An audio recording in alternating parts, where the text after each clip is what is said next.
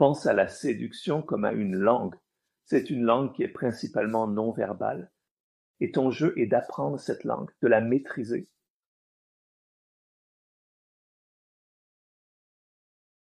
C'est mon deuxième livre, L'art de la séduction, qui est sorti en 2001.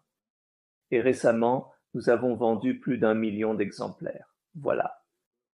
Penser à la séduction ainsi, les gens autour de toi, tout autour de toi dans ta vie quotidienne, ils ont ce genre de murs qui sont érigés pour se protéger des intrus, pour les protéger des publicitaires, pour les protéger des personnes qui se mêlent de leur vie, pour les protéger de toutes les autres intrusions qui les distraient continuellement.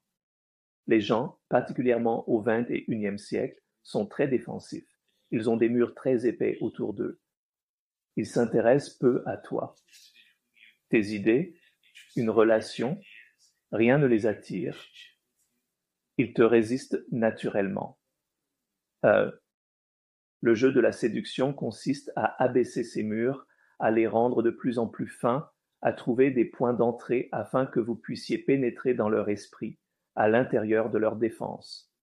Et donc, le pouvoir ultime, c'est quand tu n'es pas là, quand, après une rencontre avec toi ou quoi que ce soit, ils pensent à toi quand tu n'es pas là. Tu es entré dans leur esprit, tu es entré dans leur espace intérieur et tu as occupé de manière positive, espérons-le, leurs mondes intérieurs.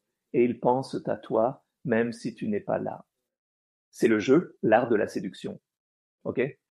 Maintenant, pense à la séduction comme à une langue. C'est ce que j'essaie de dire aux gens dans l'art de la séduction. C'est une langue qui est principalement non verbale.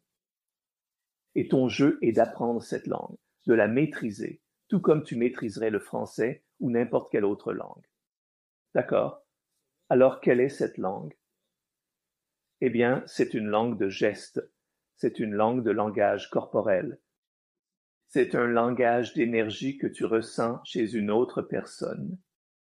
Alors, si quelqu'un essaye de te séduire ou si tu essayes de séduire quelqu'un et que tu es trop évident à ce sujet et qu'il est trop clair ce que tu essayes de faire et que tu dis toutes les bonnes phrases clichés que les gens disent pour séduire, ça épaissit ces murs sans cesse, trop évident. Les gens deviennent de plus en plus résistants, n'est-ce pas? Mais s'ils ne savent même pas que tu essayes de séduire, si c'est quelque chose qui est dans ton énergie, c'est dans ta personnalité, tu n'as pas besoin de dire un mot. Tu as du charisme, tu es une sirène. Vous êtes un râteau, vous êtes le naturel.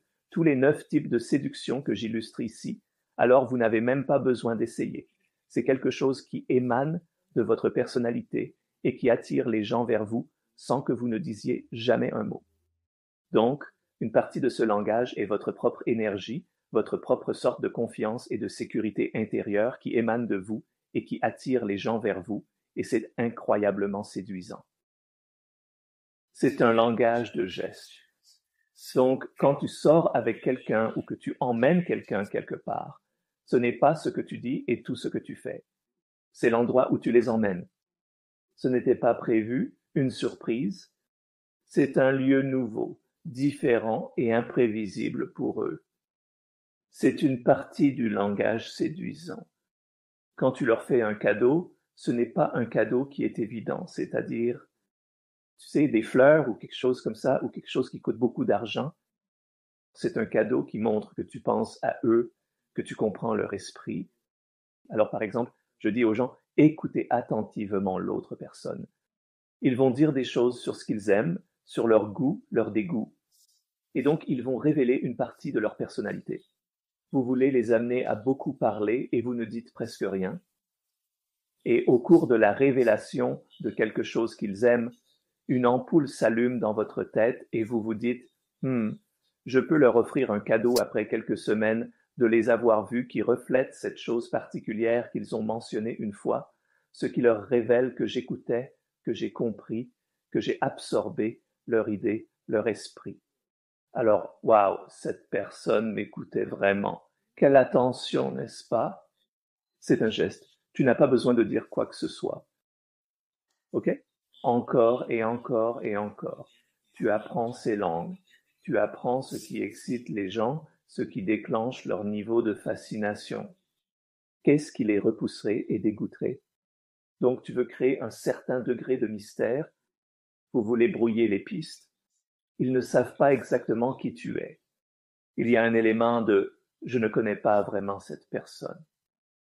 C'est ce qu'ils font demain, je ne peux vraiment pas le prédire. Waouh, c'est excitant. Donc au cours de cela, tu penses à eux. C'est un langage d'absence et de présence. Si tu es trop dans la face des gens, si tu leur envoies des messages textes tous les jours, si tu leur envoies des courriels et que tu les appelles tout le temps, il n'y a pas de sens du mystère. Ils peuvent pas, tu les bloques. Mais si tu ne les appelles pas pendant 2 ou 3 jours, tu penses peut-être que c'est cruel, mais non, c'est de la séduction, un jeu de l'amour. Ne t'inquiète pas, la cruauté séduit en fait. Il faut être un peu cruel, d'accord? Alors attends. Dans cet espace, ils se disent peut-être qu'il ou elle ne m'aime pas tant que ça. Peut-être ai-je dit quelque chose de mal. Ils pensent à toi et cherchent comment te plaire. Tu les as eus, séduits. Dès qu'ils pensent à toi, c'est à moitié gagné. Être trop présent, ça ne marche pas. Mais trop absent non plus. 2 semaines sans nouvelles, ils vont s'énerver ou t'oublier. Tu vas douter de ta fiabilité. Il faut connaître l'équilibre délicat entre l'absence et la présence. Quand être là et quand disparaître pendant un jour ou 2, n'est-ce pas? Ne pas répondre à leurs messages tout de suite. Donnez-leur un peu d'espace pour fantasmer sur vous, pour penser à ce que vous pourriez faire en votre absence. Encore et encore. Un langage de gestes, de comportements, de choses que tu fais, d'endroits où tu les emmènes, de ton énergie, de quand tu es là et quand tu n'es pas là, le niveau de mystère que tu peux. Si tu peux maîtriser ce langage et amener les gens à penser à toi et à être fascinés par toi, rien d'autre n'a d'importance. Tu n'as pas besoin d'être la plus belle et la plus jolie femme du monde. Tu les séduiras parce que la séduction est un jeu de psychologie. C'est un jeu d'entrer dans leur esprit, d'entrer dans leur espace mental et de les amener à penser à toi. Tu maîtrises ce jeu et tu pourras séduire presque n'importe qui. Donc, c'est essentiellement l'art de la séduction tel que je l'ai exposé dans mon livre.